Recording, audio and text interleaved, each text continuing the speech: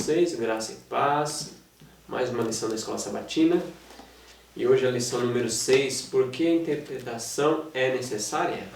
Olha que interessante, é uma pergunta.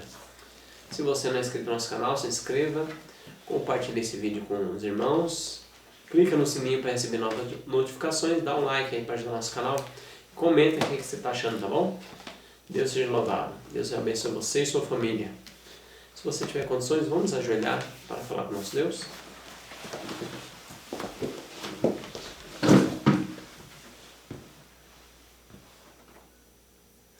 Senhor Deus, maravilhoso Pai, muito obrigado por mais oportunidade que o Senhor nos dá. Estar aqui de joelhos para pedir a orientação do Senhor. Amém, Pai. Ilumina a nossa mente, ilumina a mente dos irmãos que estão nos assistindo, que nós possamos crescer para a Tua honra, Tua glória, em fé e graça. Amém, Deus. Senhor meu Deus, perdoe nossos pecados em Cristo Jesus. Amém. Amém. Amém, Senhor. Muito bem, meus irmãos, o texto aqui para nós dar o início está em Hebreus 11, verso 6. De fato, sem fé é impossível agradar a Deus, porquanto é necessário que aquele que se aproxima de Deus creia que Ele existe e que se torna galardoador dos que o buscam. Então vamos comentar, irmãos, essa introdução aí. Você pode ver, irmãos, que aqui já começa no texto, né, o tópico, será a interpretação. Por que a interpretação é necessária? E aqui ainda fala, sem fé é impossível agradar a Deus. Porque é necessário que aquele que se aproxima de Deus crê que Ele existe. Mas como é que eu vou crer em Deus se eu não sei nada sobre Deus? Então aqui já começa o ponto inicial. Para mim saber a respeito de alguém, para mim saber algo de alguém, para mim saber se essa pessoa é boa, se essa pessoa é ruim, se essa pessoa vale a pena ter por perto ou não, eu tenho que ter o conhecimento dela, um conhecimento, pelo menos um mínimo conhecimento, para mim poder formar minha opinião, né, a respeito dessa pessoa. E a respeito do nosso Senhor, nosso Deus, também a mesma coisa. Ninguém se aproxima de Deus, ninguém fala eu tenho fé em Deus, eu creio em Deus, se não souber a respeito dele. Se não souber a respeito dele, que ele existe, e onde que nós encontramos essas respostas? Bom, na natureza a gente vê que a própria natureza mostra que tem alguém que projetou tudo isso daí, um arquiteto poderoso, e também por meio da Bíblia, né, por meio da palavra de Deus, que mostra a existência de Deus e mostra o que ele fez. Mas isso no decorrer da lição a gente vai enfatizar pessoas que às vezes ao pegar a palavra de Deus para conhecer a respeito de Deus se confunde no que está no que está sendo apresentado, né? Tem pessoas que confundem as coisas. Olha só, tem um trechinho aqui que o autor apresentou que eu quero só compartilhar com vocês. Diz assim, ó, às vezes algumas pessoas usam a Bíblia como um oráculo divino, né? Simplesmente abrindo-a aleatoriamente para procurar um verso bíblico que elas esperam que lhes concedam a orientação. A pessoa vai lá, abre na Bíblia lá um verso, põe o dedo, essa é a palavra de Deus para mim. Né? Aí continua, mas relacionar aleatoriamente as palavras da Bíblia à medida que as encontramos pode levar a conclusões muito estranhas e equivocadas. Né? Eu lembro que uma vez teve um pastor nosso que ele contou numa de suas pregações que tinha uma pessoa que tinha esse costume, né, de abrir assim e falar, a palavra é essa. E aí abriu lá, né, a respeito da besta, né, a besta que vem do mar. Aí ele pegou e falou para os irmãos, tá vendo, irmãos, por isso que a gente não pode ir lá na praia, porque a besta vai sair daquele local. Né, ele contando lá, né. Aí isso ele estava querendo explicar a atitude errônea das pessoas ao ler o verso bíblico, né? E não é esse o propósito das Escrituras, né? No livro Desejado de Todas as Nações, numa determinada situação que Cristo se encontrava com os fariseus, e eles demonstrando incredulidade para com Cristo, tendo prova suficiente já que Jesus era o Messias, mas eles, por vontade própria, não queriam acreditar. Então, o Desejado fala uma coisa muito interessante. Se você quiser ler a página 125 até a 126 seria de bom proveito. Mas vamos aqui só na página 126, um pequeno trecho. Aqui, ó, que diz claramente isso, ó. Deus operara maravilhas por eles. Todavia, em aflição dele duvidaram e exigiram demonstrações de que estava com eles. Procuraram, em sua incredulidade, pô-lo à prova. E Satanás estava incitando Cristo a fazer a mesma coisa. Deus já tinha testificado que Cristo era seu filho. Pedir agora sinal de ser ele o Filho de Deus seria pôr à prova a palavra divina, tentando e dar-se-ia o mesmo quanto a pedir o que Deus não havia prometido. Manifestaria desconfiança e estaria realmente provando e tentando. Não devemos apresentar ao Senhor nossas petições para provar se Ele cumpre sua palavra, mas porque as cumpre, não para provar que Ele nos ama, mas porque nos ama. Sem fé é impossível agradar-lhe, porque é necessário que aquele que se aproxima, aí vai apresentar o texto bíblico, né? Novamente. Então, os fariseus, Jesus tinha feito vários milagres, o cotidiano de Jesus, de Cristo, eles viram o cotidiano, as provas concretas com a Bíblia versus a prática de Cristo, eles tinham uma prova suficiente. Mas não, no coração deles, eles não queriam aceitar a verdade. A própria convicção que eles tinham, eles estavam com raiva deles mesmos por causa da convicção. Que eles tinham prova, mas mesmo assim não queriam. Aí seguiram com a sua interpretação do texto bíblico contrário à palavra divina. Pode tentar calar a consciência, né? Exatamente. Então, o que acontece? Aqui, nós vemos aqui uma manipulação. A pessoa, tem uns que manipulam os outros e manipula a si mesmo.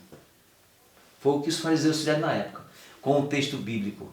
O texto bíblico diz uma coisa, na página 125 desse mesmo livro, do Desejado, você vai ver, eu vou citar aqui o que Satanás fez. Olhe bem, escute só o que Satanás fez. Quando Satanás citou a promessa, aos seus anjos dará a ordem a teu respeito, omitiu as palavras, para te guardar em todos os teus caminhos, isto é, em todos os caminhos da escolha de Deus, não da dele, entendeu? Isto é, em todos os caminhos de Deus, da escolha de Deus. Jesus recusou sair da vereda da obediência. Conquanto manifestasse perfeita confiança em seu Pai, não se colocaria sem que isso lhe fosse ordenado. Deus não ordenou a Cristo que saltasse isso, fizesse aquilo, não. Então, quem estava falando aquilo era Satanás. Sim. Então, ele pegou o texto bíblico, foi que ele fez o texto falar uma coisa que o texto não estaria falando. Então, aqui, como a lição é essa questão da interpretação, da importância da interpretação, da verdadeira a leitura correta do texto, com paciência, esperando Deus apresentar outro texto para comprovar aquele texto, assim, no decorrer da lição vai acontecer isso aqui. Então nós temos que tomar um cuidado em relação a isso. Olha só que interessante, Guilherme. Tem um texto aqui no livro Educação, está no livro Educação, aqui no Espírito de Profecia, na página 189. Só um trechinho, olha só o que diz. O estudante da Bíblia deve ser ensinado a aproximar-se da Bíblia, no espírito de quem quer aprender, não de quem está procurando alguma coisa para apoiar. Olha só, isso. Devemos pesquisar suas páginas, não a busca de provas com que manter nossas opiniões, mas a fim de saber o que Deus diz. Então, esse tem que ser meu objetivo. Quando eu pego a palavra de Deus para ler, e quando eu digo a palavra de Deus, Alexandre, eu estou dizendo Bíblia, Espírito e Profecia, sabe? Sim. Quando eu pego a palavra de Deus para ler, eu não tenho que pegar a palavra de Deus para ler procurando alguma coisa. Eu vou procurar algo aqui, porque o Alexandre falou algo que eu não concordo, eu vou procurar alguma coisa para tentar desmascará-lo, para tentar falar para ele, você está errado. Sabe? Eu vou pegar um texto aqui para poder, isso aqui eu acho que dá para mim poder atacá-lo e dizer que ele está errado, sabe? Esmagá-lo. Não é esse o objetivo da palavra de Deus. A palavra de Deus não é uma arma para me atacar meu irmão.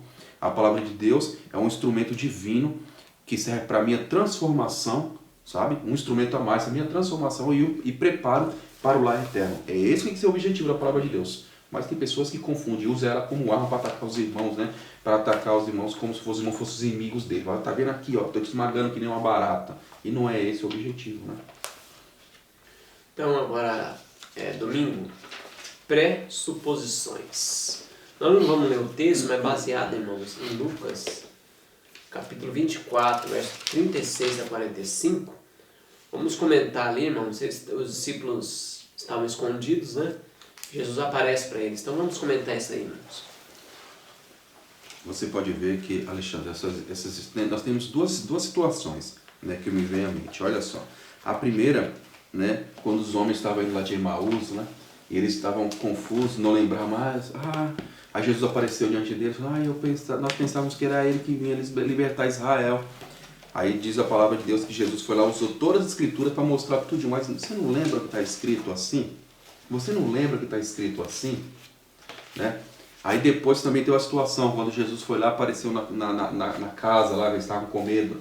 E eles ficaram assim, sou eu, pode tocar em mim. E eles ficaram assustados, assim, rapaz, você não lembra o que está escrito assim da palavra de Deus? Né? O que aconteceu com esses homens? Por que esses homens assim duvidaram das coisas em alguns momentos ou não compreenderam? Você pode ver que aqui fala pressuposição, quer dizer o seguinte, que eles já tinham, Alexandre, eles já tinham ideias em sua mente desde novinhos, desde garotos. E quem foi que colocou essas ideias na cabeça deles, que não era bíblica? Quem foi que colocou? Quem foi que colocou? Não, do nada. Ele estava lá, do nada ele achou, foi em cima de um certo achismo? Não.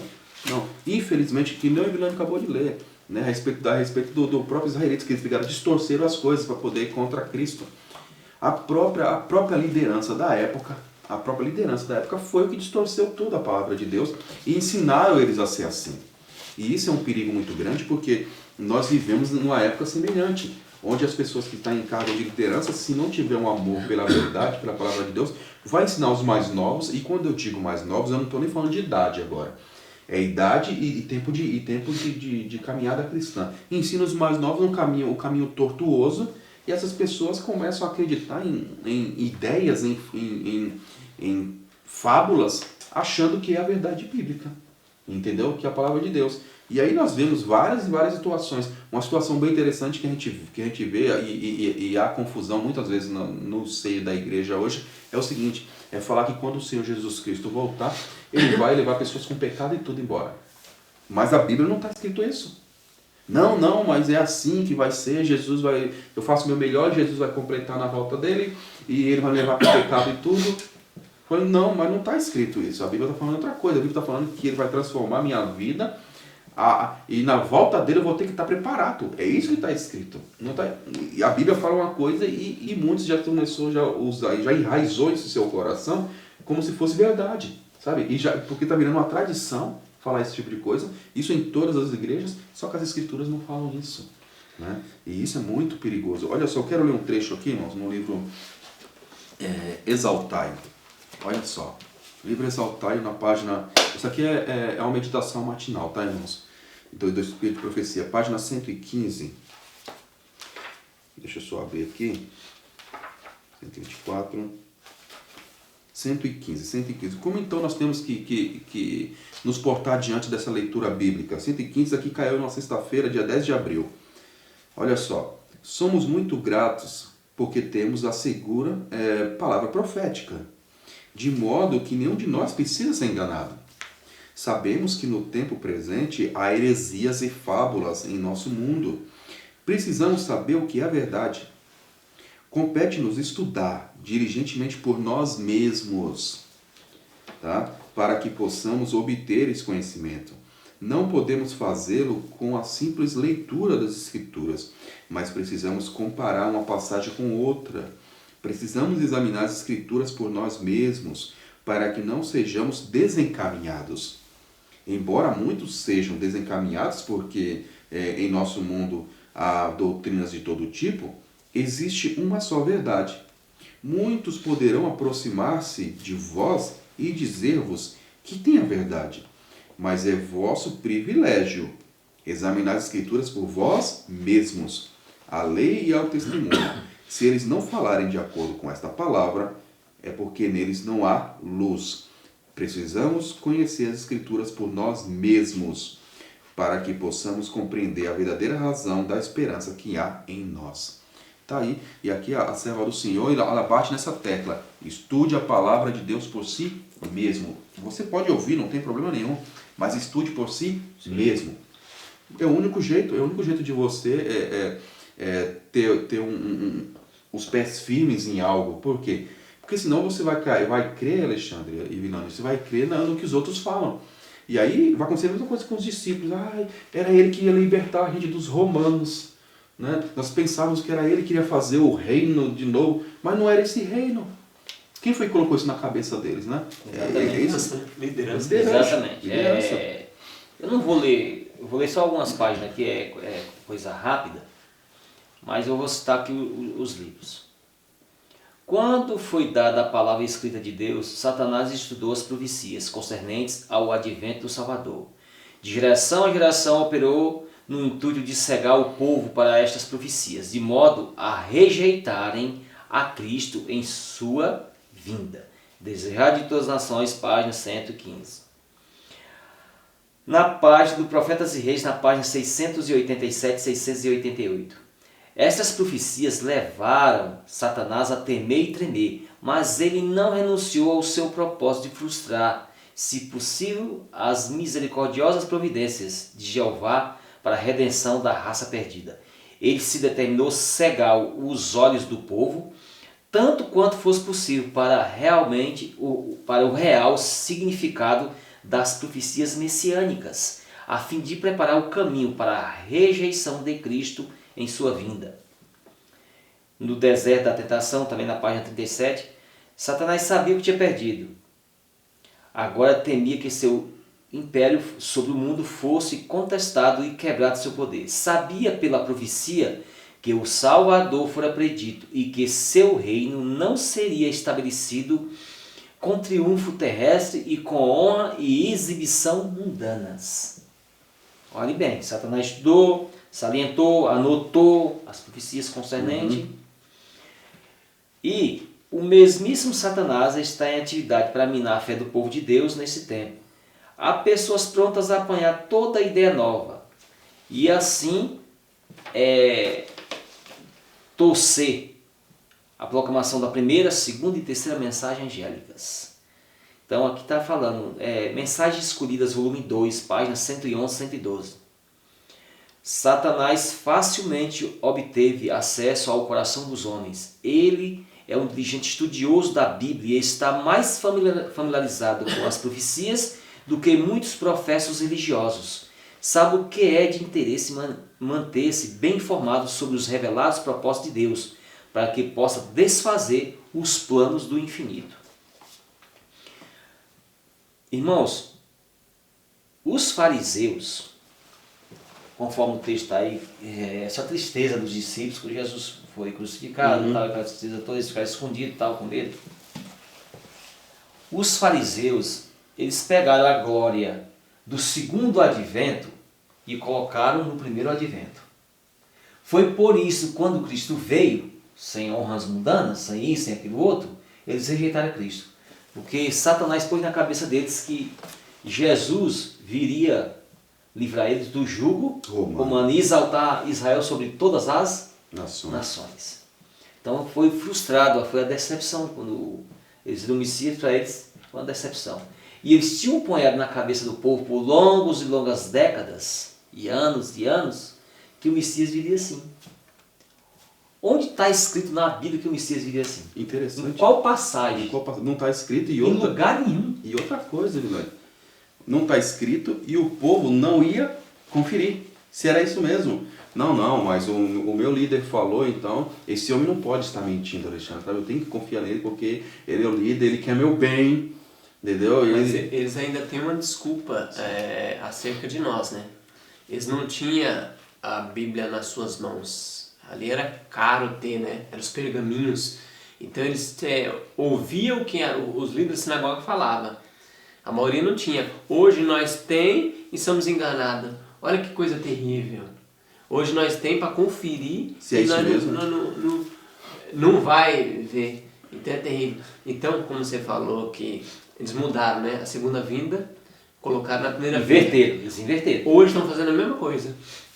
Porque quando Jesus veio a primeira vinda, foi para transformar nosso caráter, dar poder, né? E eles estão agora fazendo ao contrário. Invertendo a primeira vinda para a segunda. Isso. Agora eles estão falando assim, não, vai ser a primeira vinda. Quando ele vier, ele vai... Misericordioso e tal. E vai mudar seu caráter. Exatamente. E vai curar você, não tem problema nenhum. Mudou Isso foi a primeira vinda. Mudou a segunda para a primeira. Mudou a segunda para a primeira. Exatamente. Terrível. No tempo do primeiro advento de Cristo, os sacerdotes e escribas da Santa Cidade, a quem foram confiados os oráculos de Deus, poderiam ter discernido os sinais dos tempos e proclamado a vinda do prometido. A profecia de Miqueias designou o lugar de seu nascimento, Miqueias 5, verso 2. Daniel especificou o tempo em que viria, Daniel 9, 25. Deus confiou estas profecias aos dirigentes judeus. Estariam sem desculpas se não soubessem nem declarassem ao povo que a vinda do Messias estava às portas. Sua ignorância era o resultado da pecaminosa negligência. Os judeus estavam edificando túmulos aos profetas assassinados, enquanto pela deferência com que tratavam os grandes homens da terra prestavam homenagem aos servos de Satanás. Absortos em suas ambiciosas lutas para conseguir posição e poderio entre os homens, perderam de vistas as honras divinas que lhes eram oferecidas pelo Rei do Céu. Então, aí que vai continuar a leitura, mas aí continua a leitura novamente. Eles, aqui, irmãos, eles enganaram o povo. Eles enganaram o povo e foi uma evidência clara. Ó que lição encerra a maravilhosa história de Belém. Quanto ela reprova a nossa incredulidade. Desculpe, irmãos. Nosso orgulho e amor próprio.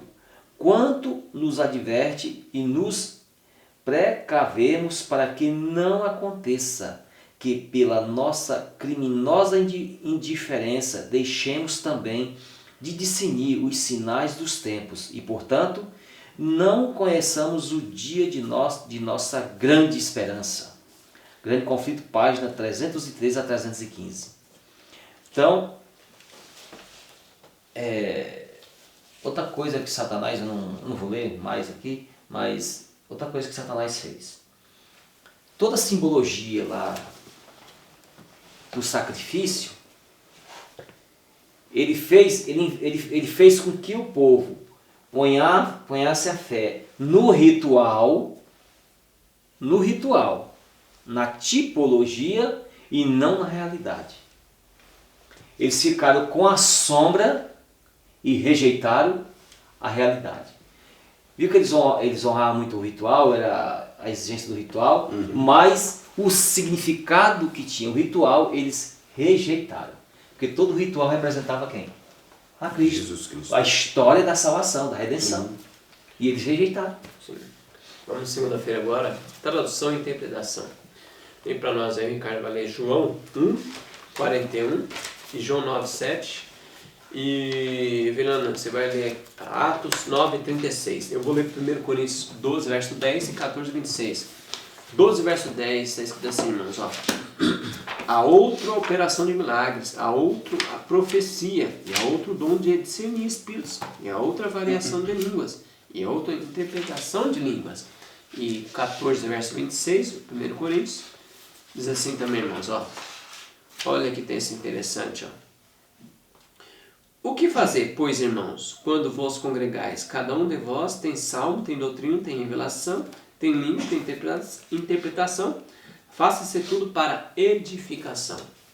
Evangelho de João, capítulo 1, verso 41, diz assim: Este achou primeiro seu irmão Simão, e disse-lhe: Achamos o Messias, que traduzido é o Cristo. E o verso 9, o capítulo 9, verso 7, diz assim, capítulo 9, verso 7, e disse-lhe, vai, lava-te no tanque de Siloé, que significa o enviado. Foi, pois, lavou-se e voltou vendo. Havia em Jope uma discípula por nome Tabita, que traduzido quer dizer Dorcas. a qual estava cheia de boas obras e esmolas que fazia. Lucas 24, 27. E começando por Moisés e por todos os profetas, explicou-lhe o que dele se achava em todas as escrituras. Então, vamos comentar tradução e interpretação. Olha só que interessante, aqui o autor ele coloca dois assuntos que eu marquei aqui, né? E com base nisso eu quero fazer um comentário. Olha, ele fala assim, a Bíblia foi escrita em línguas muito antigas. O Antigo Testamento foi escrito em sua maior parte em hebraico e algumas passagens em aramaico, enquanto o Novo Testamento foi escrito no grego koiné. A maioria da população mundial hoje não fala nem lê essas línguas antigas. Por isso a Bíblia precisou ser traduzida para diferentes idiomas modernos. Até aí tudo bem.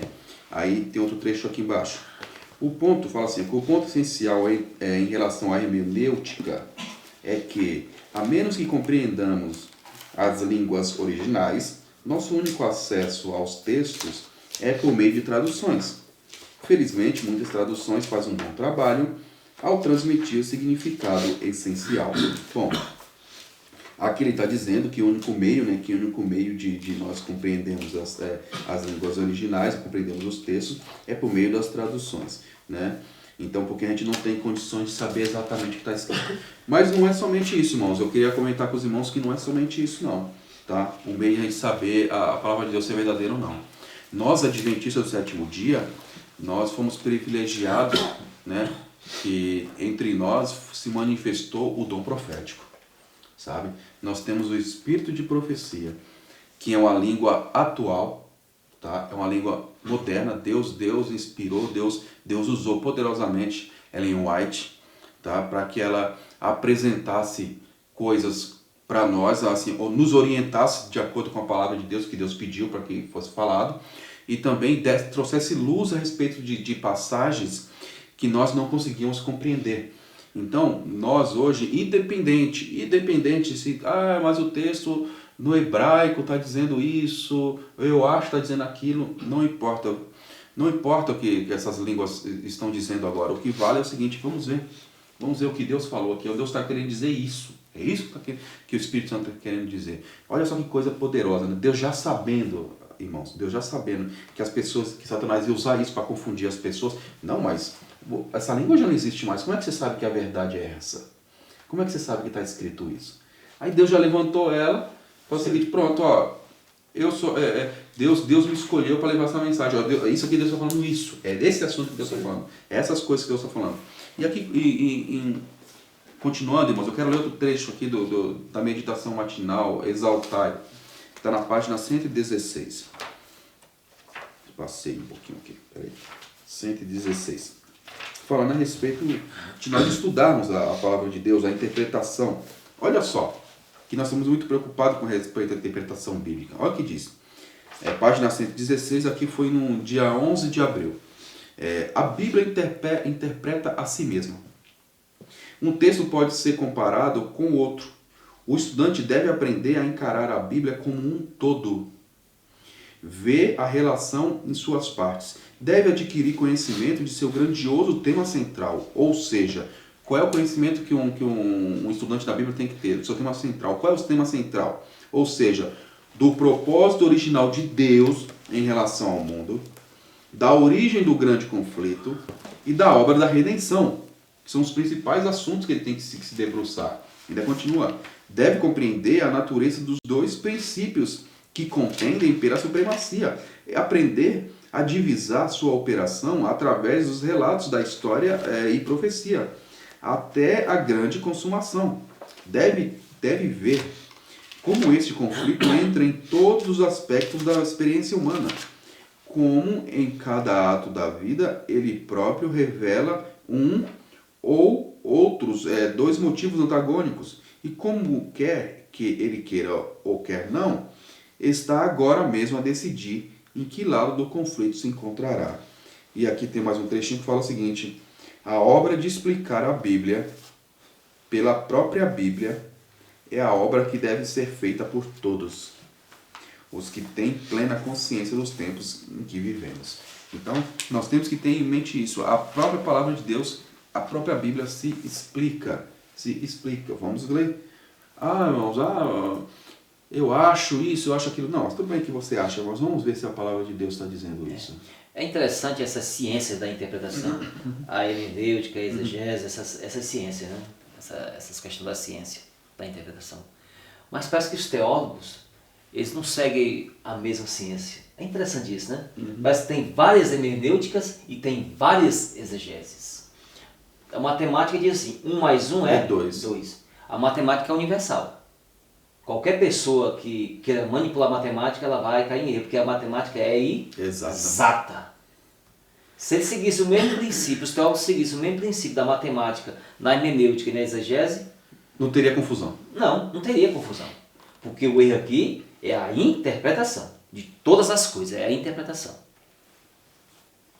Conforme você citou aí, eu vou pegar o embalo aqui do seu comentário e apresentar esse texto aqui. Página 692 do livro Testemunho para a Igreja, volume 2. Olha o que diz lá. Há nas Escrituras algumas coisas difíceis de entender e que, segundo diz Pedro, os indoutos e inconstantes torcem para a sua própria perdição. 2 Pedro 3, verso 16. Não podemos explicar nesta vida o sentido de todas as passagens das Escrituras, 100%. Não há, porém, pontos vitais de verdade prática que fiquem envoltos em mistério.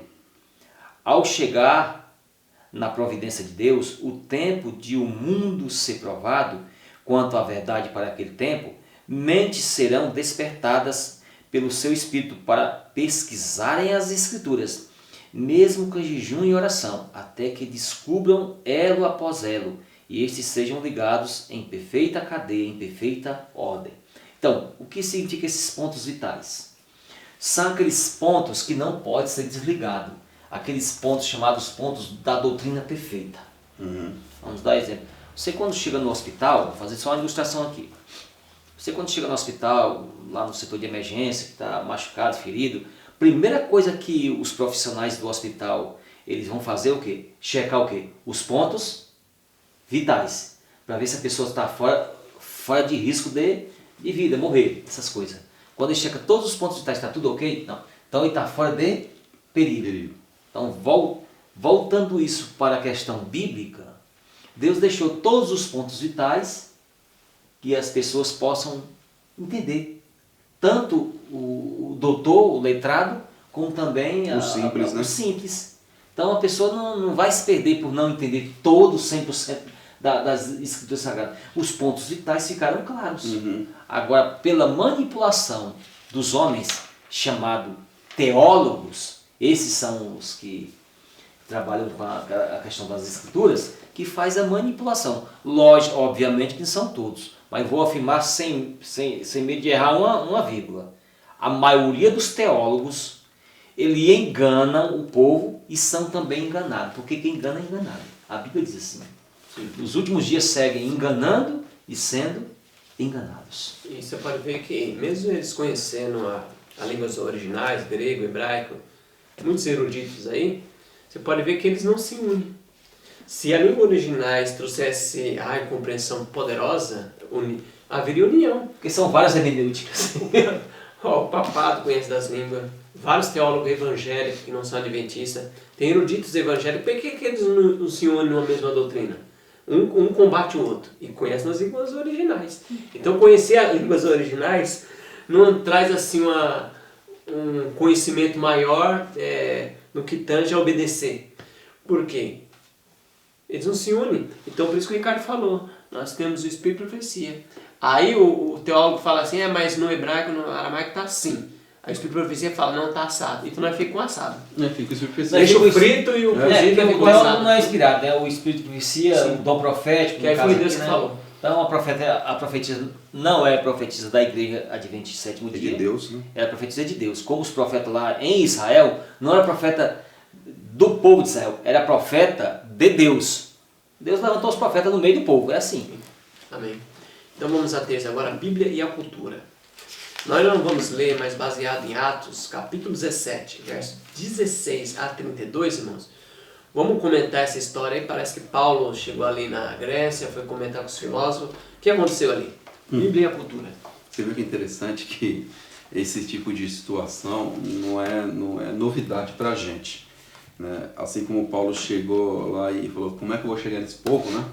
E ele via as pessoas ali, viu os deuses das pessoas, Paulo se sentia incomodado. Falou, não, tem que levar a mensagem para esse povo aqui. E ele começou a pregar e falou, o que você está falando aí, né? Que nova doutrina é essa? Que nova ideia é essa que você está apresentando aqui? Eu falei, não, estou falando do Deus desconhecido que vocês estão colocando aqui, eu estou fazendo uma homenagem aqui, é Ele que eu estou falando. E aí começou a pregar, né? E eles perguntavam, Paulo falava, e quando Paulo falou da ressurreição, aí alguns ficaram meio confusos, mas como isso, né? Ah, depois a gente conversa e tal. Né? Ou seja, Paulo lançou a semente ali.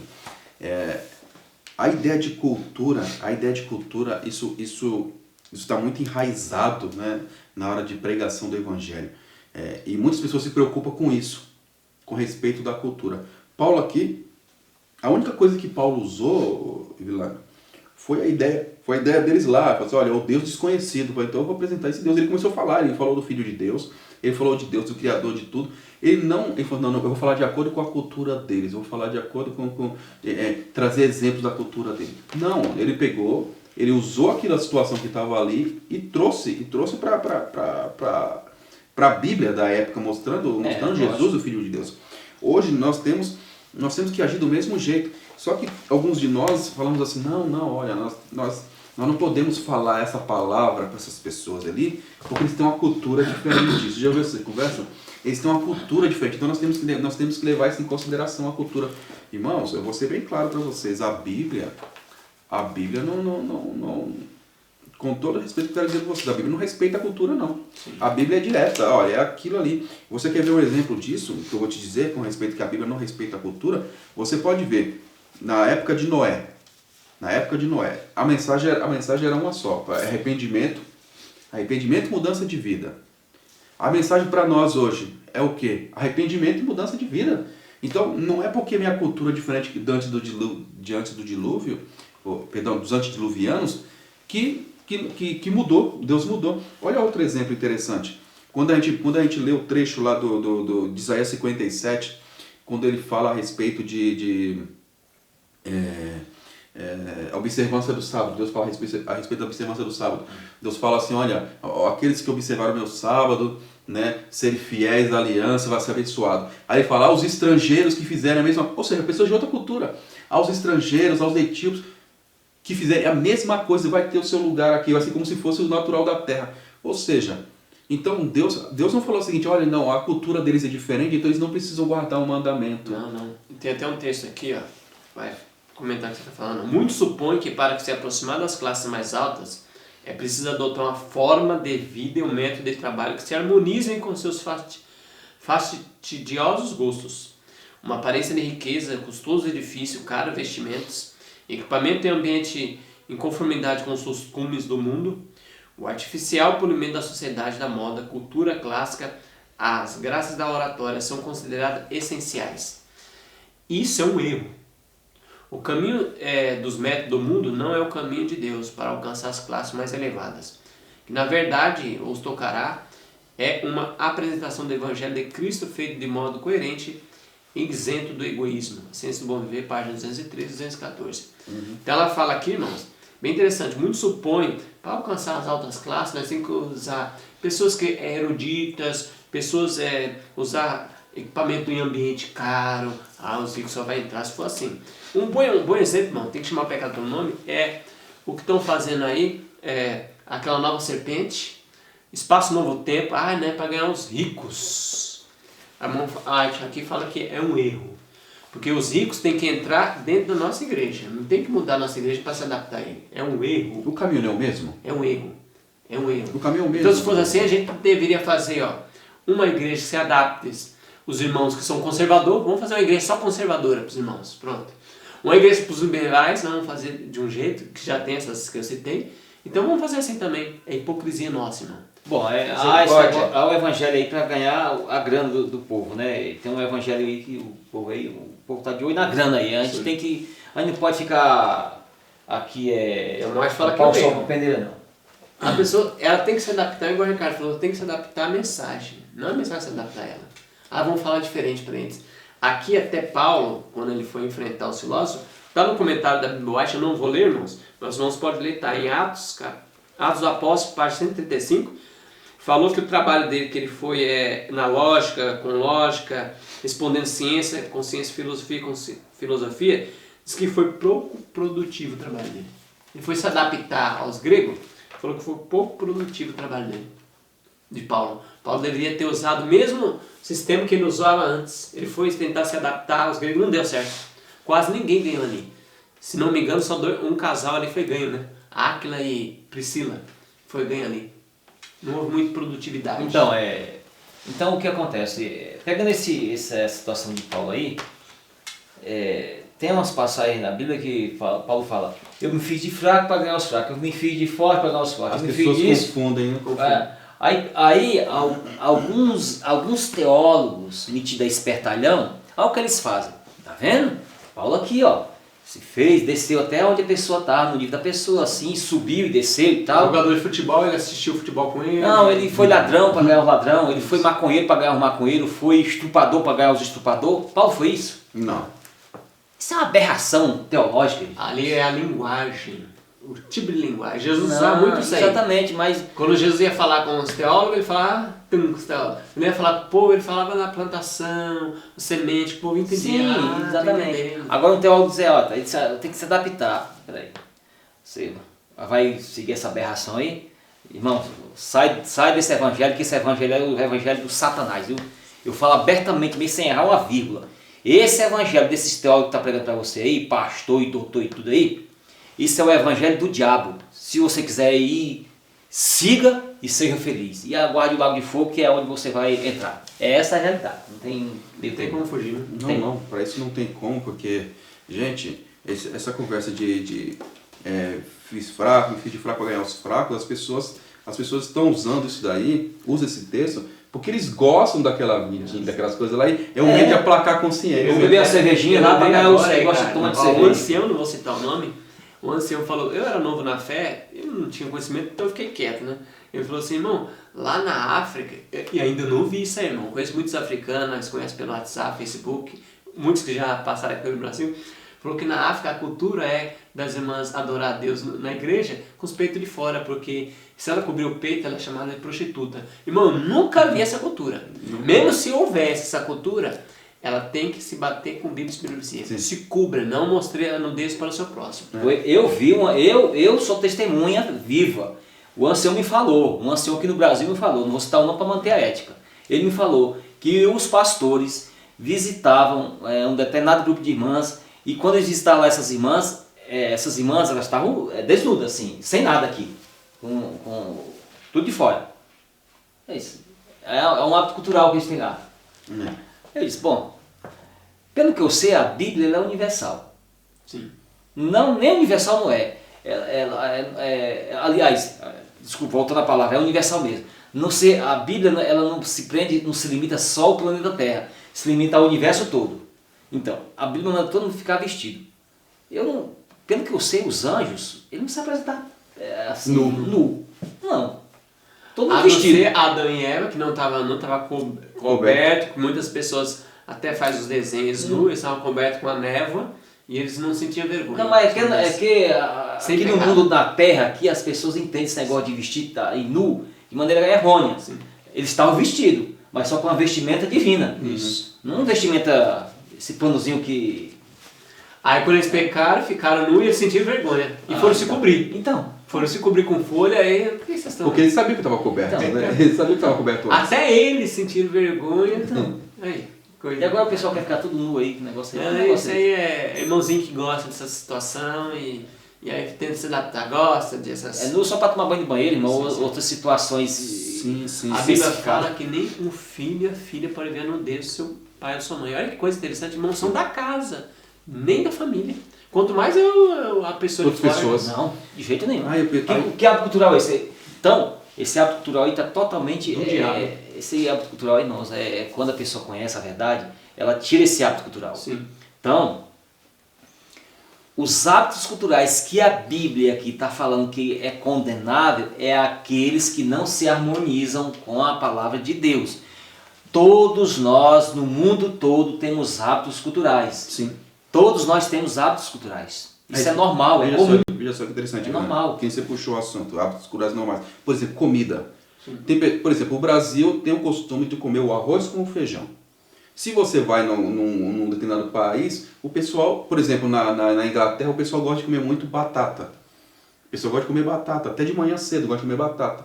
Mas é um hábito cultural, não tem problema nenhum. Não bate contra a escritura. Não bate nada contra a escritura. Agora, a coisa que você sabe, peraí, meu amigo, isso daí é hábito carnal. Você vai se envolver com isso daqui para dizer que vai ganhar a pessoa para o evangelho. Por exemplo, na China se come cachorro. Esse hábito cultural deve ser mudado quando a Bíblia entra, porque é um animal imundo. Exatamente, isso. Tem que mudar. Aí, tem que mudar. Isso. Esses são os hábitos culturais que a Bíblia condena. Sim. Aqueles que interferem na harmonia com o evangelho, que não se harmonizam. Sim. Então vamos lá, agora nossa natureza pecaminosa. Lê para nós aí, Ricardo. João 9. 39 a 41, e eu vou ler João 12, 42 a 43. Capítulo 9 de João, verso 39, diz assim: E disse-lhe Jesus: Eu vim a este mundo para juízo, a fim de que os que não veem, vejam, e os que veem, sejam cegos. E aqueles dos fariseus que estavam com ele ouvindo isso, disseram-lhe: Também nós somos cegos? Disse-lhe Jesus: Se fossem cegos, não terias pecado. Mas como agora dizeis, vemos, por isso o vosso pecado permanece. João 12, 42 até o 43. Contudo, muitos dentre os próprios autoridades creram nele. Mas por causa dos fariseus, não confessaram para não serem expulsos da sinagoga, porque amaram mais a glória dos homens do que a glória de Deus. Vamos comentar, irmãos, por que acontece isso? O que impede de nós ver a palavra de Deus completamente? Eu vou ler um texto aqui, que está na meditação matinal, Exaltai. Aqui o título é Santificados pela Verdade. Olha só, irmãos, acompanhem comigo aqui. Diz assim: Muitas pessoas se apegam obstinadamente às suas peculiaridades, mesmo depois que afirmam aceitar a verdade e se submeter a Cristo. São tolerados os mesmos velhos hábitos e manifestada a mesma presunção, e são acalentadas as mesmas noções errôneas. Embora tais pessoas aleguem que estão convertidas, é evidente que não se submeteram ao poder transformador da verdade. O novo nascimento consiste em ter novos motivos, novos gostos, novas tendências. Os que são gerados para uma nova vida pelo Espírito Santo tornam-se participantes da natureza divina e em todos os seus hábitos e práticas evidenciarão sua ligação com Cristo. A ordem: portanto, sede vós perfeitos, como perfeito é vosso Pai Celeste, nunca teria sido dada se não houvessem sido tomadas todas as providências pelas quais pudéssemos tornar-nos tão perfeitos em nossa esfera como Deus é na sua. Sempre devemos estar avançando da luz para a maior luz, retendo firmemente a que já recebemos e orando por mais. Assim nunca ficaremos em trevas. E aí, tem mais um trecho que eu quero ler para vocês. A última mensagem de misericórdia deve ser transmitida ao mundo pela proclamação da verdade do Evangelho. Verdade bíblica. Isto é o que o povo necessita. De joelhos devemos reivindicar a verdade pura e não adulterada, e que compreendamos a necessidade de transmitir essa verdade aos outros. Então, eu li esse pedacinho aqui para vocês, irmãos, porque fala assim, o que isso tem a ver com a nossa natureza pecaminosa e caída? Aqui o autor da lição ele até apresentou o contexto de pessoas quando entram no caminho, entram na igreja, mas ele não abandona os seus velhos hábitos. Aí a palavra de Deus fala alguma coisa e fala, não, mas espera aí. não está querendo dizer bem assim, Alexandre, sabe? Olha, se você vê o texto, no grego está querendo dizer isso, e não sei o quê, mas não tem nada da palavra de Deus dizendo esse tipo de coisa. Então tem muitas pessoas, desde as mais altas autoridades da igreja até os mais simples, que distorcem a palavra de Deus para aplacar para calar a consciência dos gostos pessoais. Os gostos pessoais. Então, e só faz esse tipo de coisa pessoas que estão deixando o pecado tomar conta da sua vida. Você pode ver que em João capítulo 9, Jesus falou o seguinte: não, eu vim aqui, ó, os que vêm vão se perder, os que são cegos se salvam. Em outros, estou resumindo o modo, né? Aí eles falaram assim, mas nós estamos, os que estão cegos vão ver, né? Os que estão cegos vão ver, os que estão vendo vão ficar cegos. É isso que está dizendo, não falei isso, eu falei errado. Os que estão cegos vão ver e os que vêm vão ficar cegos. Eles falaram assim, vocês estão dizendo, aí os fariseus, você está falando que nós estamos cegos? Eu falei, não, se você tivesse cego, você não tinha pecado. Foi o que ele falou bem assim, se você tivesse cego, você não tinha culpa. Mas já que você diz que vê, diz que vê, né? Então o pecado de vocês permanece. Então você tem pecado. Jesus jogou para o espiritual. Vocês que têm conhecimento da mensagem, e não tá fazendo? Então o pecado de vocês permanece. E aqueles que não têm conhecimento não têm o pecado, porque eles não têm o conhecimento, como que eles vão colocar em prática? Mas eu vou dar o conhecimento agora para eles verem. E aí você viu que o texto que eu li falou que aqueles que dissessem que Jesus era o Messias seria expulso da igreja, seria excluído. Uhum. Olha, a cegueira espiritual da natureza pecaminosa é tão terrível que os homens fizeram a lei. Quem disser que esse homem, e ele era o Messias, irmão, estava tudo escrito, o Evelano já explicou, em Isaías, estava tudo explicado, Jesus ia vir assim. Eles rejeitaram, porque eles reteram a natureza pecaminosa, não venceram suas tendências herdadas cultivadas para o mal, e eles interpretaram que Jesus era o Beelzebul. E aí Era eles falaram assim, era o diabo. E aí eles falaram assim, quem crê nesse homem, já tem uma lei aqui que nós fizemos na comissão, que quem crê nesse homem vai ser excluído da igreja. E aí fala que muitos creram, mas não falaram publicamente. Muitos acreditaram que Jesus era o Messias, mas não falaram publicamente porque tinha medo de ser excluído da igreja. Sim.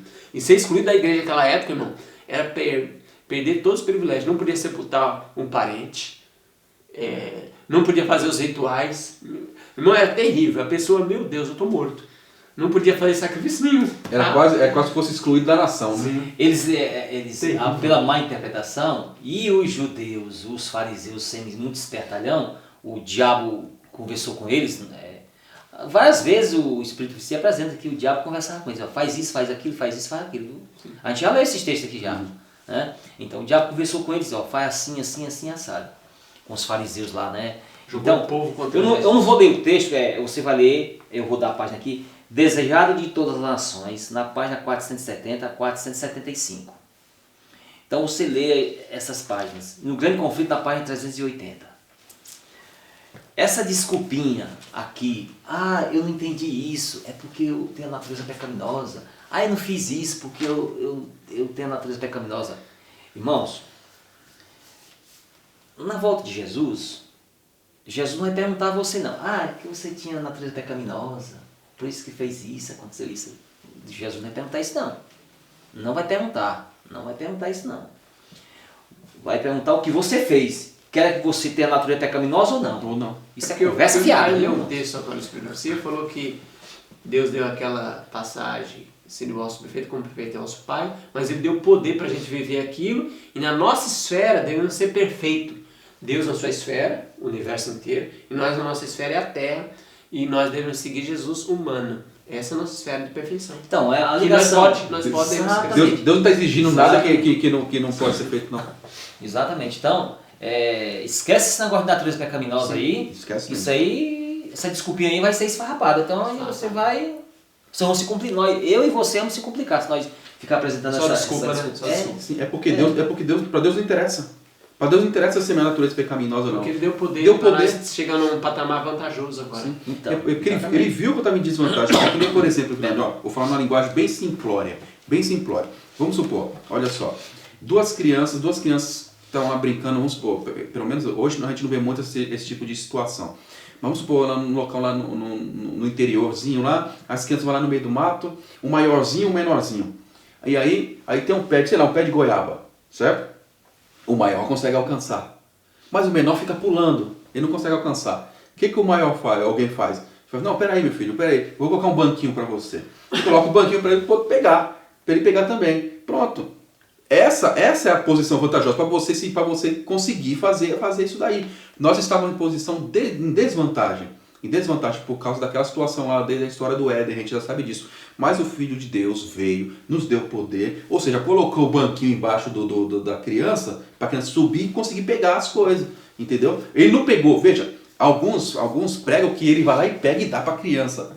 Não foi isso não é isso que Jesus faz. Não pode fazer isso. Não, ele pega, ele dá condições para que eu consiga pegar, para que eu consiga ele fazer alcançar. isso e dar a fruta na mão, os anjos e os mundos não caem, vai dizer, mas por que você matou um monte de gente lá na época do dilúvio? Você poderia ter dado a fruta para eles. Direto. Você poderia ter dado a fruta. Mas ele falou assim, ó, o banquinho que o Ricardo está apresentando é a arca. Entra. Pronto. Só era para entrar. Só entrar. Só entrar. Só sobe e pronto, você consegue. Então, Deus não pode fazer isso, não. Senão Satanás vai tacar na cara de Deus. Vai falar, o livre-arbítrio, não é? Você nos expulsou por quê, então? Pera lá. Se é para dar fruta na mão, dá a fruta na minha mão que eu volto para lá. Entendeu? Então tem algumas situações, tem um grupo de teólogos aí que defende assim, eles defendem essa tese. Assim, quando Jesus vier, nós vamos todos se arrepender. Por enquanto, nós podemos aproveitar os prazeres da terra, independentemente de qualquer prazer. Aproveitar todos os prazeres da terra, nós vamos aproveitando, e quando Jesus vier, aí nós se arrependemos.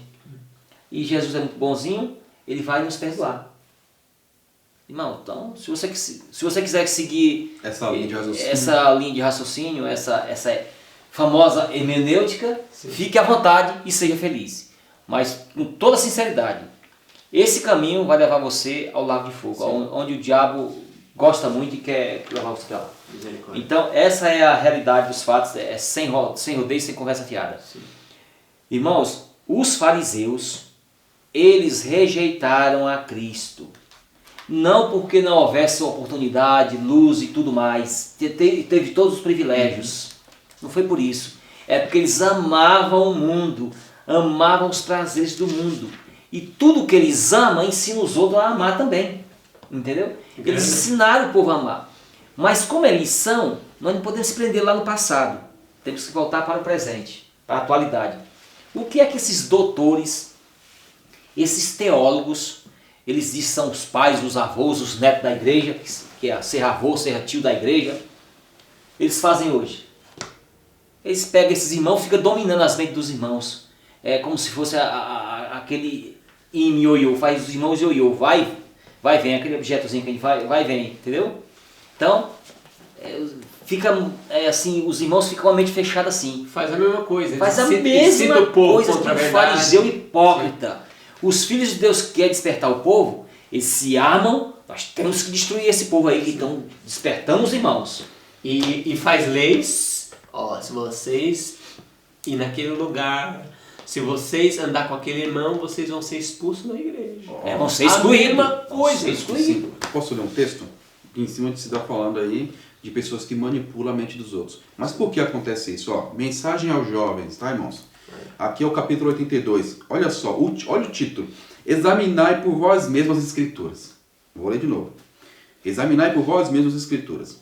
Deixe os jovens examinar as escrituras por si mesmos. Não devem julgar ser suficiente os mais velhos na experiência de descobrir a verdade. Que os mais novos podem aceitá-las deles como sendo autoridade. Olha, então nós somos mais velhos, agora você acredita em nós.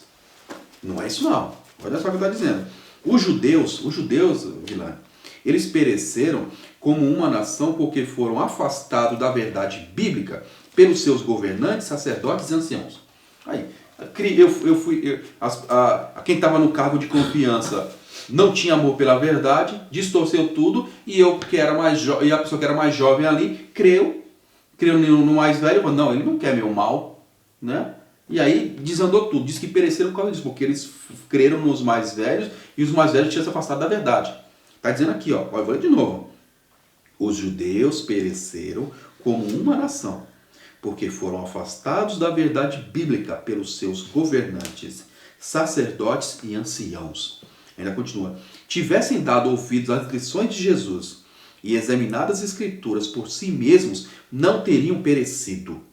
É impossível que mente alguma compreenda toda a riqueza. É impossível que mente alguma compreenda toda a riqueza e grandeza de uma única promessa divina que seja. Não dá para você compreender tudo, a gente sabe. Um aprende a glória de um ponto de vista, outro a beleza e graça de outro ponto, e a alma enche-se de luz celestial.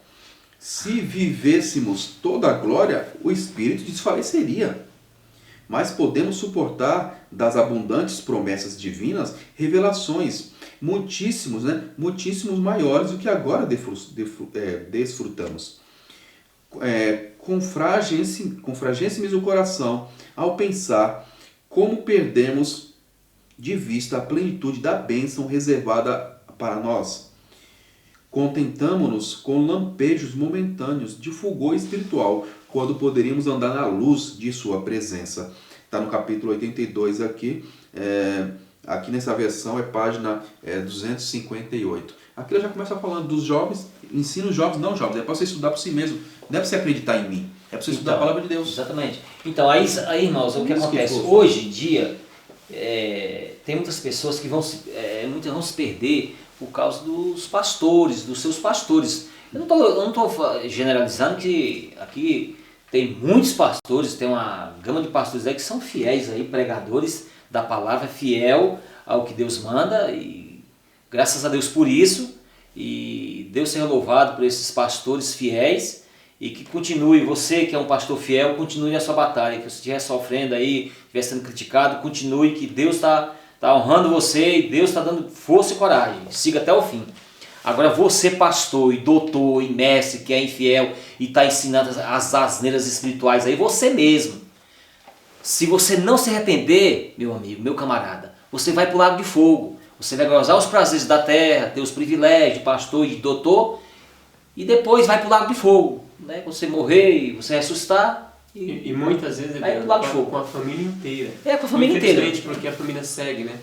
Então Maria segue, então aí vai lá no lago de fogo junto com os seus filhinhos lá, é complicado. Então, é complicado. Quinta-feira, por que a interpretação é importante? É uma pergunta. Lê para nós aí, Ricardo, Neemias 8, de 1 a 3 e o verso 8. Eu vou ler segundo Pedro agora, irmão, capítulo 3, verso 15 a 16. Que diz assim, ó: E tende por salvação a longanimidade do nosso Senhor, como também o nosso amado irmão Paulo, que vos escreveu segundo a sabedoria que lhe foi dada. Como faz também em todas as suas epístolas, nele falando acerca de coisas espirituais, nas quais há pontos difíceis de entender, que os indultos e inconstantes torcem, como fazem também com as outras escrituras, para a sua própria perdição. Neemias capítulo 8, do verso 1 ao 3, diz assim: E chegado o 7º mês, e estando os filhos de Israel nas suas cidades, todo o povo se ajuntou como um só homem, na praça, diante das portas das águas. E disseram a Esdras, o escriba, que trouxesse o livro da lei de Moisés, que o Senhor tinha ordenado a Israel. E Esdras, o sacerdote, trouxe a lei perante a congregação, tanto de homens como de mulheres, e todos os que podiam ouvir com entendimento, no primeiro dia do 7º mês. E o verso 8 diz assim: E leram no livro, na lei de Deus, e declarando e explicando o sentido, faziam que, lendo, se entendesse. Então vamos comentar, de acordo com esses dois livros aí que a gente lê, irmãos, por que a interpretação é importante. Eu achei interessante aqui, o autor ele colocou algo, eu quero compartilhar com vocês. Olha só o que fala. Aqui embaixo um trechinho. Ele fala: de fato, se somos um povo do livro que deseja viver unicamente pela Bíblia, não temos outras fontes autoritativas como tradição ou credos e nem autoridades de ensino da igreja para interpretar a Bíblia para nós. Então a hermenêutica correta das Escrituras é muito importante, pois temos somente a Bíblia para nos dizer como devemos crer e como devemos viver. Ele deixou bem claro aqui que se nós cremos que a palavra de Deus que a palavra de Deus é importante, nós temos que viver unicamente o que a Bíblia diz, então eu não tenho que me preocupar, eu não tenho que levar em consideração tradição. Não, mas a igreja faz isso por tradição. É tradição, mas está escrito?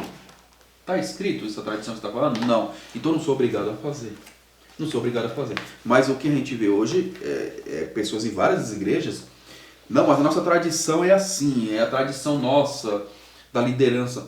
Tá, mas está escrito? Não. Então eu não vou fazer. Não, se você não fizer, você vai ser censurado, você vai ser excluído. Rapaz, mas a Bíblia não está dizendo isso, mas a palavra de Deus está dizendo isso. Não, é a nossa tradição. Está voltando à época da Idade Média, que era a tradição, fora a palavra de Deus e só tradição. Hoje está acontecendo isso. Ainda continua. Olha só. Outras fontes autoritativas como tradição, credos. Né? Não, nós cremos assim, credos. Mas a Bíblia está dizendo? Não. E nem autoridade de ensino da igreja para interpretar a Bíblia para nós. Espera aí. Olha, eu estou interpretando aqui porque eu estudei bastante, eu sou doutor. Acredita no que eu estou falando. Eu estou mastigando tudinho, né? Eu estou preparando tudinho, é só você engolir. Mas que conversa é essa? Não existe isso. Jesus em nenhum momento falou isso. Jesus em nenhum momento falou o seguinte, não, olha, mastiga tudinho, né? Deixa tudo mastigadinho, é só eles engolir.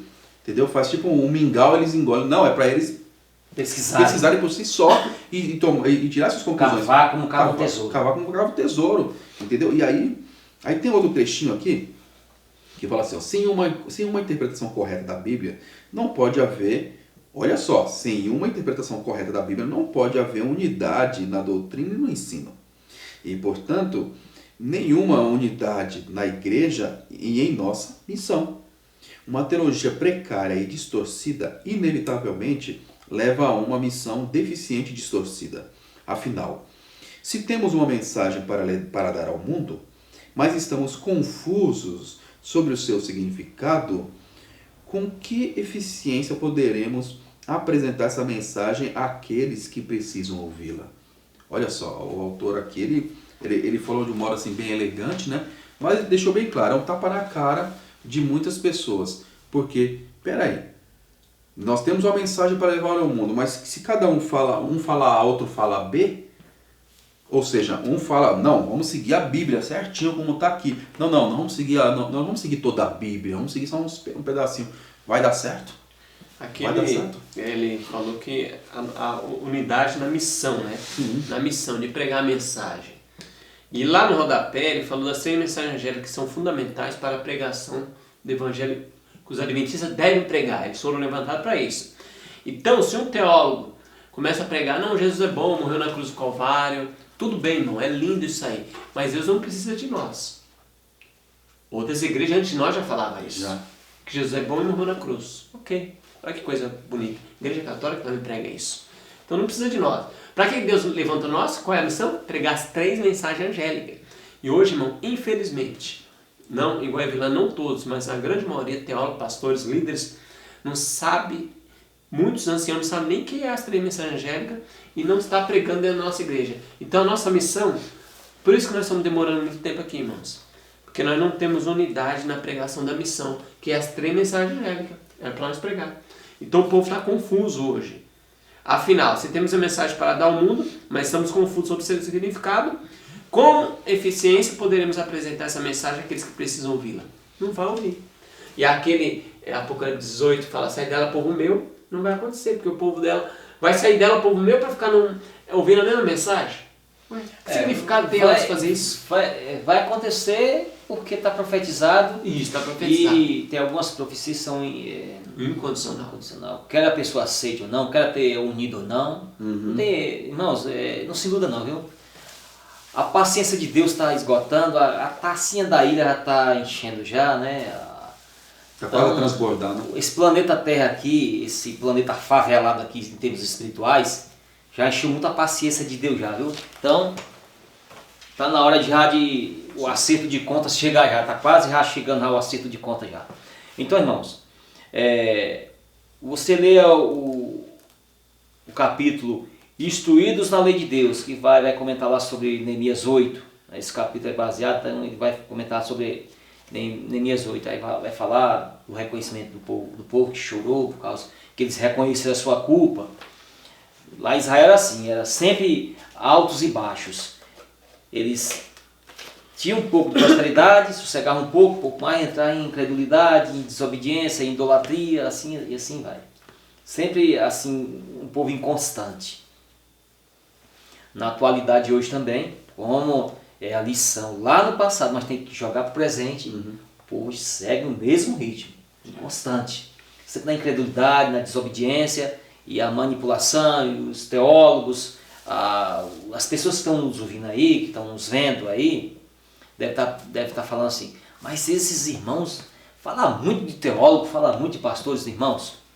A Bíblia fala de tudo e de todos. Não é um grupo de pastores e teólogos que porque quer que a gente não fale deles, que nós não vamos falar. A Bíblia fala de Deus, do diabo, dos anjos, de tudo e de todos. E aqui nós temos que falar de tudo e de todos também. E aqui o texto apresentado em 2 Pedro 3, 15 a 16 falou que muitos pegam, porque nós estamos falando de interpretação, né?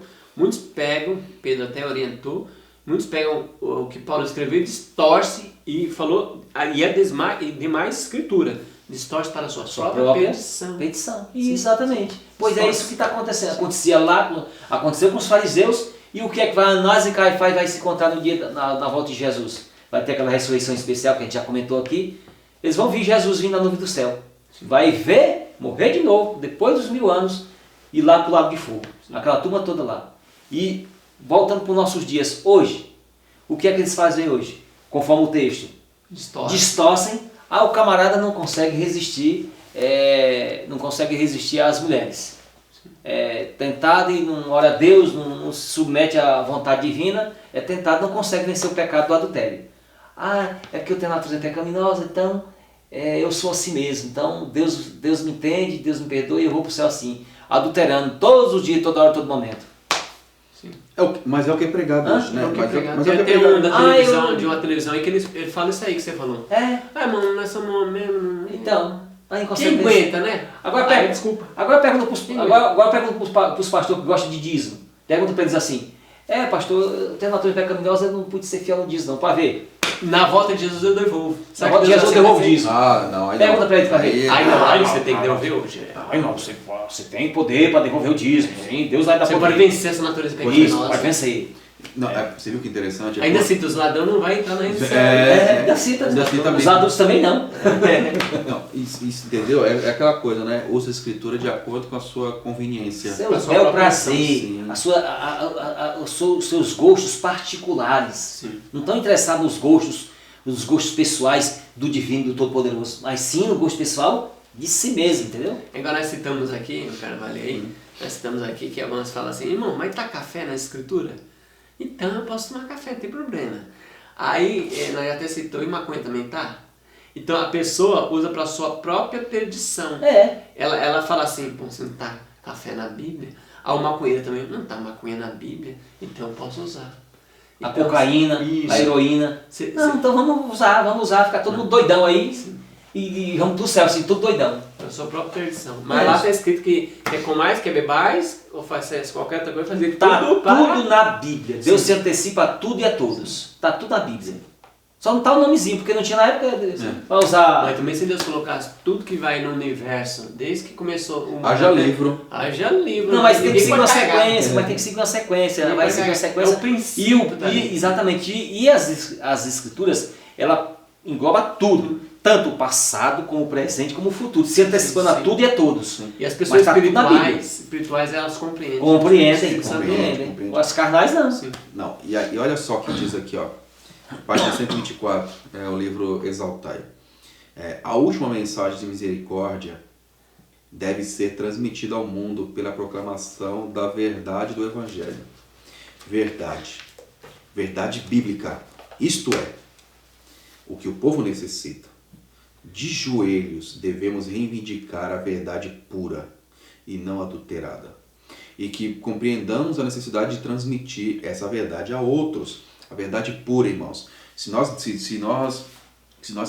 sabemos que fomos chamados para isso, para levar a mensagem às pessoas, não importa. Eu vou bater de porta em porta, ou eu falo com meu vizinho, ou eu falo pela internet, ou eu falo pelo telefone, ou eu falo mandando mensagem via WhatsApp. É verdade pura, verdade incontaminada. Você sabe que é aquilo ali. É isso que você tem que apresentar. Não importa, doa a quem doer. Ainda continua. E que compreendamos a necessidade de transmitir a verdade a outros. Então, se acontecer isso, nós pregarmos a verdade que está ali na palavra de Deus, então se converterão, homens e mulheres. Olha só, reconhecerão a mão de Deus no estabelecimento de novas igrejas. O Senhor batizará com o Espírito Apostólico e muitos que sairão para fazer o trabalho missionário em lugares onde as pessoas, e muitos sairão, né, em lugares onde as pessoas não conhecem a verdade. Olha só que coisa, sairão pregar o Evangelho, né? Ainda continua. A autêntica obra missionária proporcionará às igrejas um firme fundamento. Um fundamento que tenha esse selo. O Senhor conhece os que lhe pertencem. Então Deus será glorificado em seu povo. Missões cristãs serão edificadas sobre Jesus Cristo. A obra avançará sob a supervisão de Deus e serão dadas inúmeras evidências da genuinidade da obra. Os obreiros não procurarão glorificar o próprio eu, mas louvarão a Deus por ser o planejador e organizador de toda a obra santa e enobrecedora. Eles não somente professam ser crentes, eles são crentes. São santificados pela verdade, pois a verdade que é praticada e pregada tem muita influência purificadora sobre o caráter. Está aqui na revista Sinais dos Tempos, né, de 21 de agosto de 1901, né, a serva do Senhor falando da importância de pregar a verdade e praticar a verdade. Com isso, muitas pessoas vão se unir à igreja, né, e a igreja vai ser uma igreja forte, né, em nome do Senhor. Mas não é muitos que estão interessados nisso, né? Não há senão um remédio verdadeiro para a indolência espiritual. E esse é trabalhar pelas almas que necessitam de vosso auxílio. Eis a receita prescrita por Cristo para a alma desfalecida, duvidosa, tremente. Que os tristes que andam lamentosamente na presença de Deus, levantem-se e ajudem alguém que está em necessidade. Testemunhos Seletos, volume 2, páginas 504. Os cristãos cujo zelo, fervor e amor crescem constantemente não apostatam nunca. Amém. Novamente, amém. Os cristãos cujo zelo, fervor e amor crescem constantemente não apostatam nunca. Uma página desse livro. Esse livro aqui, que eu citei aqui, esse aqui é o Serviço Cristão, na página 107. Aí vai citar outros livros mais. Isso é interessante, não quer apostatar, irmãos? Firmeza crescente, cada vez mais na palavra de Deus. E apostatar não é apostatar da igreja não, viu? Não, é apostatar da fé. É na fé. É na fé, não é da igreja não. Os irmãozinhos ficam na igreja e falam assim, eu tô fiel, Jesus vai me emboscar. Não é isso não. Muitos vão se perder com o nome da igreja. E o pessoal aí da verdade presente, fica atento aí. Tu não leu um texto aqui? Tem um texto aqui que Satanás está se preparando para enganar o pessoal da verdade presente, viu? Porque tem uma grande maioria que não acredita na verdade presente. Aí vai ficar na verdade passada, né? Exatamente, né? O texto aqui para nós terminar, irmão, está sexta-feira na sua lição, acompanha aí. Ó. No estudo da palavra, deixa de lado as opiniões preconcebidas e as ideias herdadas e cultivadas. Você nunca alcançará a verdade se estudar a Escritura para defender suas próprias ideias. Deixe-as de lado e com o coração contrito, ouça o que o Senhor tem a lhe dizer. Quando a pessoa humilde que procura a verdade se assenta aos pés de Cristo e aprende dele, a palavra lhe dá entendimento. Aqueles que são sábios demais aos próprios olhos para estudar a Bíblia, Cristo diz, vocês devem se tornar mansos e humildes de coração, se desejam ser sábios para a salvação. Não leiam a palavra à luz de opiniões antigas, mas com a mente livre de preconceitos. Busque-a com cuidado e oração. Se à medida que lê, você se sente convicto a respeito de algo e nota que suas próprias opiniões não estão em harmonia com a palavra, não tente adaptá-la a essas opiniões. Ajuste suas opiniões à palavra. Não permita que sua crença ou prática anteriores domine o entendimento. Deixe que a mente receptiva às maravilhas da lei. Descubra o que está escrito, então firme os pés na rocha eterna. Mensagem aos Jovens, página 260. Então, irmãos, mensagem, mente preconcebida, ideias antigas que não quer deixar, não tenta adaptar a Bíblia não. A Bíblia, você tem que mudar a sua mente. Sim. A Bíblia muda a sua mente. Exatamente. No livro, me fugiu a mente agora qual é o volume. É o livro Mente, Caráter e Personalidade. O povo não é mais iluminado por causa do preconceito. Com a mente cheia de preconceito. Cheia de mente preconceituosa e vai estudar a Bíblia com a intenção, às vezes, mal intencionada. Pessoa que pega a Bíblia aqui, vocês veem aí que nós falamos muito aqui dos doutores, dos pastores, os textos, nós citamos os textos que falam deles tal, e fala de muitas pessoas.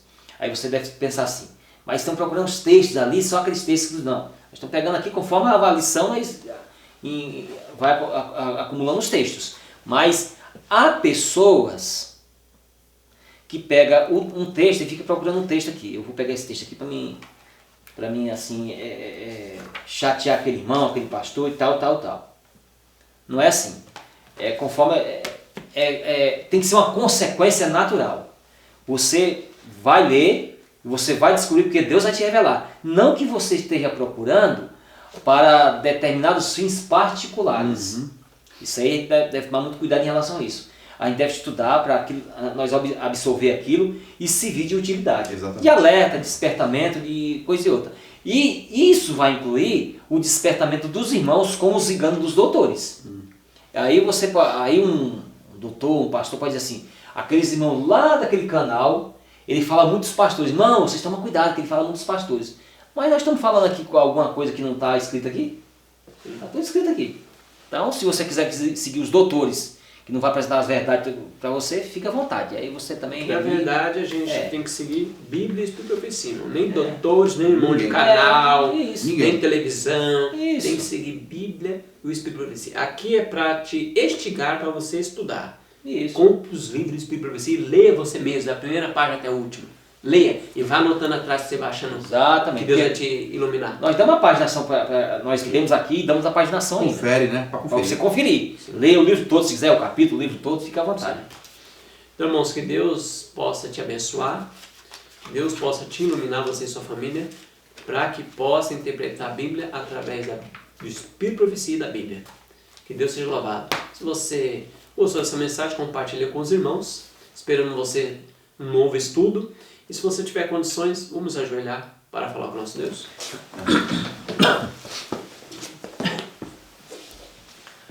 Nosso Deus e nosso Pai, nós te rogamos, Pai, que a nossa mente venha sempre estar livre de preconceitos, para que a gente possa aprender de Ti, Senhor. Amém, Pai. Que também nós venhamos ter a humildade, Pai, para estudar a Tua Palavra com reverência e com simplicidade, para que nós possamos aprender de Ti, Senhor. Amém, Deus. Eu te peço essa bênção para todos nós e que nós venhamos estar assim seguros na Tua Palavra contra a manipulação dos pastores, dos doutores desses últimos dias, Pai. Como os fariseus manipulou o Teu povo na época deles, eu te peço que venha nos livrar, Pai, todo o Teu povo da manipulação dos mestres, chamados mestres de hoje da atualidade, Pai.